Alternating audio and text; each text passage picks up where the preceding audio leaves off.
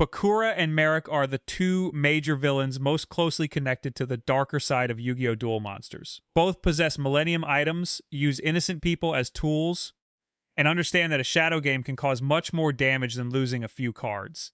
They also represent two very different ways of threatening Yugi.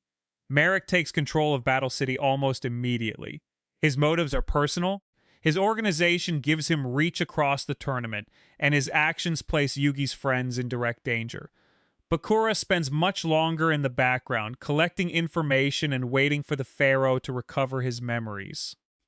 His plan eventually becomes larger than Marik's, because it connects to the origin of the Millennium items and the final battle against Zork. That makes the comparison less obvious than it first appears. Marik is the more effective villain during his main storyline. Bakura is more important to the complete story. To decide who is actually better for the show, we need to determine which of those achievements matters more. There is also one complication that needs to be addressed before comparing them. Bakura usually refers to the evil spirit controlling the regular Bakura through the Millennium Ring. Marik begins as the leader of the rare hunters before his darker personality takes control. The normal Bakura and the original Marik are both victims of the darker identities living through them, although original Marik also commits serious crimes before losing control. For this comparison, I am judging each complete villainous presence. That includes the evil spirit of the Millennium Ring, Thief King Bakura, and the connection to Zork on one side. On the other, it includes original Marik's campaign against the Pharaoh and the darker Marik who takes over during the Battle City Finals. Bakura enters the story much earlier. He appears during Duelist Kingdom as one of Yugi's classmates, carrying the Millennium Ring without fully understanding the entity attached to it. His darker personality traps Yugi and his friends inside a tabletop role-playing game, turning their souls into miniature figures and placing them inside the game. The episode establishes several things that remain important until the final season. Bakura's villain does not care only about winning duel monsters. He treats games as supernatural systems where people can be trapped, punished, and removed from their own bodies. He also understands the Millennium items before Yugi has recovered much knowledge about the Pharaoh. That gives Bakura an immediate advantage as a long-term villain. He belongs to the mythology of the show from the beginning. Pegasus is tied to the Millennium Eye, but his main objective is personal. Marik enters through his family's duty to the Pharaoh. Bakura feels like something that was already waiting inside the same ancient history that created Yugi's second personality. His Millennium Ring also gives him a useful position near the main characters. The regular Bakura is their friend, so the spirit can remain close without attracting constant suspicion. Even after being defeated, he returns because the ring remains connected to its host. Removing him permanently would require understanding what he actually is, and the characters do not have that information yet. This is strong setup. The problem is how long the show waits to explain it. Bakura appears repeatedly, suffers another defeat, disappears for a while, and returns when the plot needs to remind us that he still exists. His survival creates mystery, but the pattern gradually weakens him as an immediate threat. Yugi defeats him during the tabletop shadow game. Bakura loses to the Pharaoh in Battle City. He later loses to Dark Marik. Even when his plans survive, his personal record begins looking less impressive. Losing does not automatically make someone a poor villain. A villain can lose an individual fight while advancing a larger plan. Bakura often does exactly that. During Battle City, he places part of his soul inside the Millennium Puzzle, allowing his presence to survive even if his body is defeated. His duel against Yugi gives him access to the puzzle and keeps his real objective moving. The audience does not fully understand that plan at the time. As a result, Bakura's losses feel more damaging during the original scenes than they do after the final season explains them. The show asks viewers to trust that he is playing a longer game, then waits several seasons before revealing the board. Marik does not have that problem. His objective is clear soon after he enters Battle City. Marik believes the Pharaoh is responsible for the suffering forced upon his family. As a tomb keeper, he was raised underground and expected to devote his life to protecting the Pharaoh's secrets. His father carves the Pharaoh's memories into his back through a painful ritual, continuing a duty Marik never chose. Marik responds by hating the Pharaoh and wanting his power. He leads the rare hunters, seeks the Egyptian god cards, and plans to kill Yugi's darker half. The audience may disagree with his understanding of history, but his anger has an identifiable source. He sees the pharaoh as the reason his family suffered for generations. That motive gives Marik more emotional grounding than Bakura initially receives. Bakura wants the Millennium items and speaks about ultimate power, yet the reason behind his hatred remains hidden until the final storyline. Marik's pain is shown while he is still driving the plot. His organization also allows him to affect Battle City before personally entering a duel. The rare hunters steal valuable cards and use illegal strategies. Marik controls strings through the Millennium Rod and has him use Slipher the Sky Dragon against Yugi. He manipulates other opponents, follows Yugi through the tournament, and gathers information without revealing his true appearance. Marik feels present because Battle City keeps moving according to his decisions. Yugi does not simply encounter him near the end. He spends much of the tournament dealing with people Marik controls.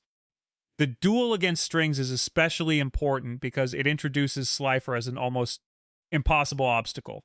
Marik uses another person's body while speaking directly through him, allowing him to test Yugi without risking himself. The strategy gives Slifer an endless supply of cards and makes its attack power continue rising. Yugi eventually defeats the combination by turning Marik's drawing strategy against him. Marik loses one of the god cards, but the duel proves that he has access to powers far beyond those of an ordinary tournament opponent.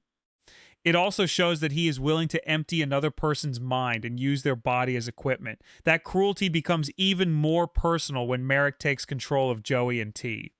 He forces Yugi and Joey into a duel where their lives are placed in danger, expecting Yugi to choose between winning and saving his friend. T is held separately as additional pressure. This plan attacks Yugi through the part of him Marik understands best, his loyalty. Yugi's friendship speeches can occasionally feel powerful enough to qualify as their own Egyptian god card, but Marik recognizes that the relationships are genuine. He uses them because Yugi cannot treat Joey as an ordinary opponent. The duel gives Marik a victory even though Yugi and Joey escape.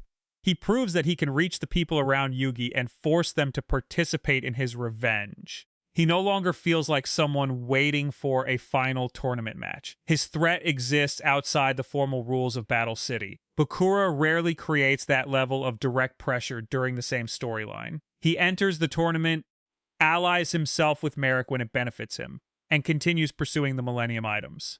His duel against Yugi is memorable because of Destiny Board and Dark Necrophere, but his role remains secondary to Marik's larger campaign.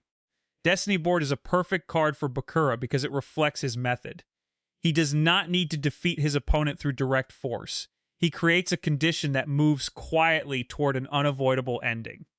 Every additional spirit message brings the duel closer to completion while Yugi searches for a way to stop it. The strategy makes Bakura appear intelligent and patient. It also places him close to defeating the Pharaoh.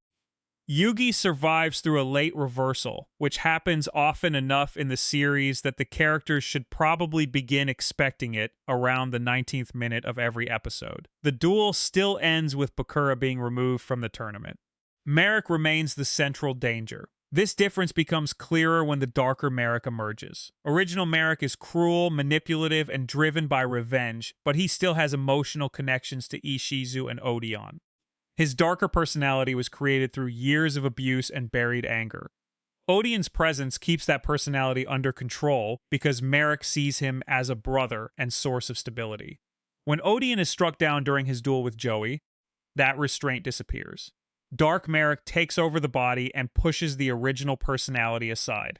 The villain changes immediately. Original Marik wants the Pharaoh's power and believes defeating him will release his family from its duty. Dark Marik enjoys pain for its own sake. Winning matters, but the suffering created during the duel becomes part of the reward. This produces some of Battle City's most threatening confrontations. Dark Marik defeats Bakura after the original Marik temporarily cooperates with him. He traps Mai's mind and removes her memories of the people she cares about. He pushes Joey's body so far during their shadow game that Joey collapses before he can declare the final attack. The duel against Joey also exposes one of Marik's weaknesses as a villain. Joey effectively outlasts everything Marik does. He stands with Gearfried ready to attack and would have won if his body had remained conscious for another few seconds. Marik advances because Joey collapses, not because Marik clearly outplays him. That result damages Marik's credibility as a duelist. His winged Dragon of Ra is overwhelmingly powerful, and the Shadow Games allow him to attack his opponents physically. Even with those advantages, Mai nearly gains control of Ra before discovering she cannot read its ancient text, and Joey comes close to defeating him through determination alone. The show clearly wants Marik to feel unbeatable before his final duel with Yugi. His actual performances suggest that several characters almost eliminated him before Yugi arrived. Dark Marik is terrifying because he can hurt people, although his tactical dominance is less consistent. Bakura has the opposite problem. His strategies often feel intelligent, but the show rarely lets one produce a major victory. He understands the larger supernatural conflict better than nearly anyone else, survives defeats through preparation, and manipulates events across several storylines. Yet viewers repeatedly watch him lose the actual game placed in front of him. So Marik has stronger victories with questionable dueling performances, while Bakura has clever plans attached to a remarkable collection of losses. The difference is what each villain accomplishes through those results. Marik turns the Battle City finals into a survival test. Mai's condition, Joey's collapse, Bakura's disappearance, and the original Marik's soul all become connected to the final duel. Yugi cannot simply defeat Dark Marik and collect Ra. He has to protect his own lighter half while creating a way for original Marik to regain control. The official episode description for the final duel makes that dilemma clear. If the Pharaoh loses, Yugi is taken into the Shadow Realm, while defeating Dark Marik could condemn the original Marik instead. The victory requires more than reducing Marik's life points to 0. The official Yu-Gi-Oh! Episode page describes those stakes directly. https://www.yu-gi-oh!/final face-off part 1115. This allows the ending to resolve Marik's complete story. Odeon returns and reaches the original personality. Marik regains enough control to surrender, destroying the dark personality that grew from his hatred. He also learns that the Pharaoh was never personally responsible for the suffering his father imposed on him. The conclusion gives Marik responsibility without pretending his suffering was irrelevant. He was abused and trapped by his family's duty, then chose to direct that pain at innocent people. His darker personality represents the point where that hatred becomes completely separated from the original reason behind it. Once Dark Marik takes control, revenge against the Pharaoh matters less than the pleasure of hurting whoever is available. He becomes the final consequence of Marik allowing his anger to determine his entire identity. This is effective for Battle City because the storyline is already concerned with identity and inheritance. Yugi carries a Pharaoh whose history he does not know. Kaiba inherits Gozaburo's company and spends his life trying to prove he controls it. Joey is treated according to his past as a weak duelist and keeps fighting to define himself differently. Marik inherits a family duty and allows resentment toward that duty to consume him. His conflict belongs inside the same story as the Egyptian god cards. He is tied to the Pharaoh's missing memories, the Tomb Keepers, and the ancient responsibilities surrounding the Millennium items. Defeating him gives Yugi all 3 god cards and prepares the story to investigate the Pharaoh's past.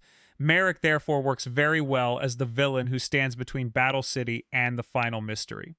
Bakura becomes the person waiting inside that mystery. In the Millennium World storyline, the Pharaoh enters the world of his ancient memories to recover his name.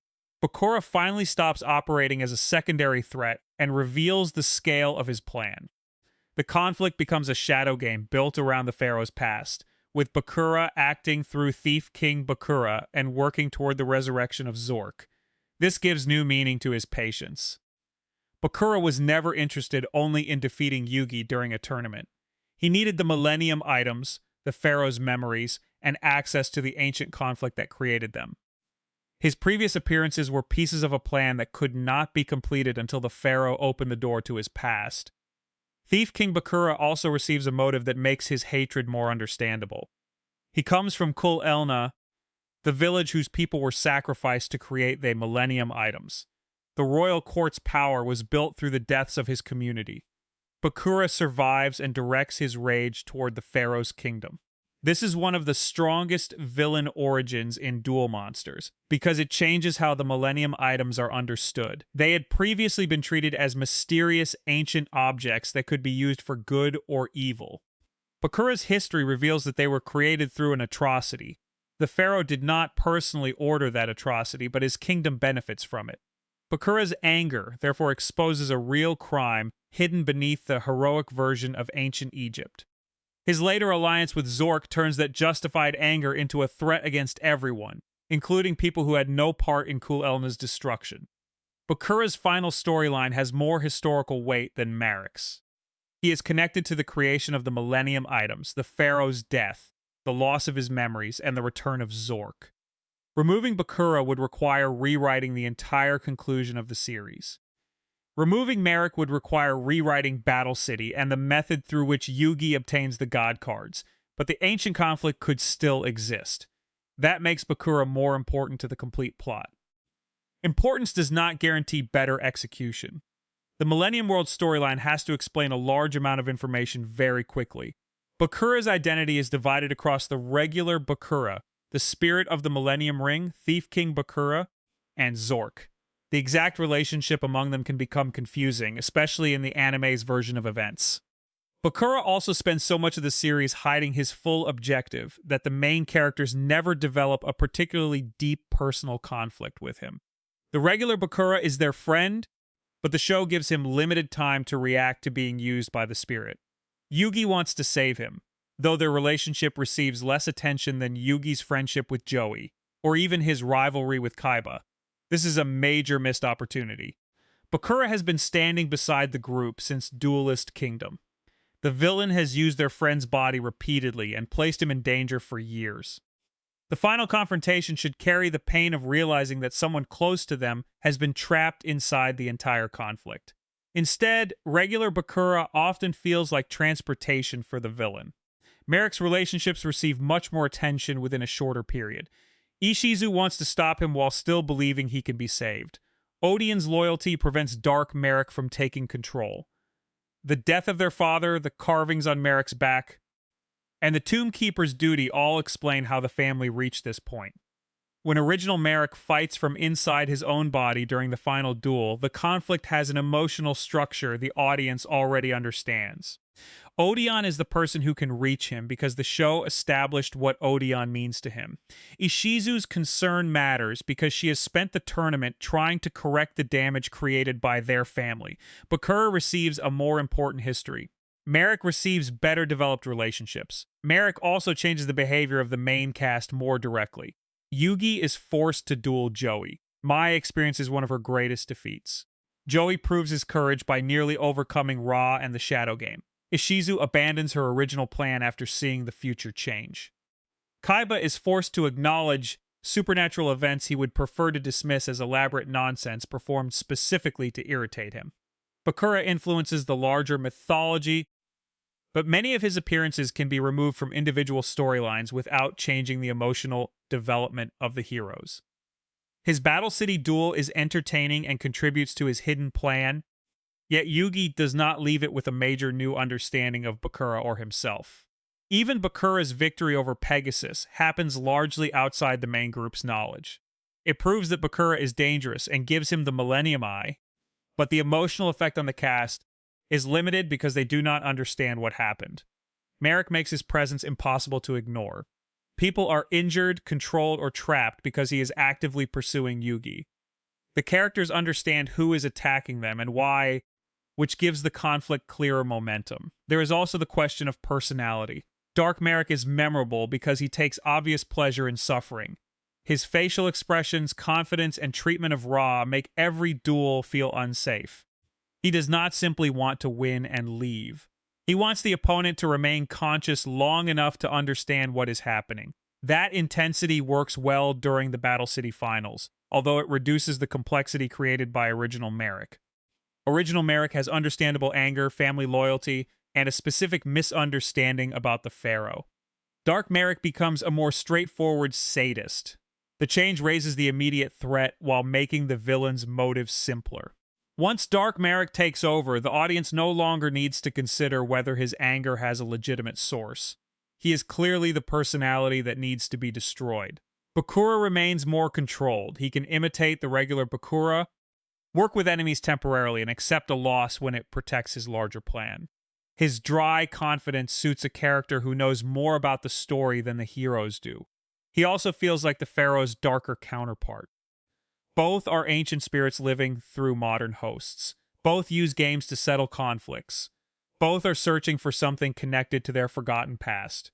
The Pharaoh develops through his relationship with Yugi, while Bakura consumes the life of his host without forming an equal partnership. That parallel gives Bakura a stronger thematic position. He shows what the Pharaoh might resemble if Yugi's body were treated only as a tool. Unfortunately, the show rarely examines the comparison directly. The idea exists, but the execution leaves much of it for the viewer to notice alone. After weighing all of this, Bakura wins in 3 important areas. He is connected to the complete mythology of Duel monsters. His plan operates across more of the series. His final objective creates a greater threat than anything Marik attempts. Zork's return places the entire world at risk and forces the Pharaoh to confront the truth about his past. Marik wins in the areas that make a villain effective from episode to episode. His motive is established earlier. His actions control Battle City. His relationships with Ishizu and Odeon give his story emotional weight. He attacks the heroes personally, and his defeat resolves the conflict created when he first appears. Even when his dueling record depends on Joey collapsing at an extremely convenient moment, his presence changes nearly everyone around him. My decision is that Marik was the better villain for the show. Bakura was the more important final villain, and his backstory contains stronger material. The destruction of Kul Elna, the creation of the Millennium items, and his connection to Zork give him a place at the center of the story's mythology. He should have been the better villain. The show does not use him consistently enough to earn that position completely. He spends too long waiting, loses too often without the audience understanding what he gained, and receives his most important development near the end. His plan becomes clearer after looking back at the entire series, but a villain still needs to work while the story is unfolding. Marik does. From the moment the Rare Hunters enter Battle City, Marik directs the conflict. His control of Joey turns friendship into a weapon.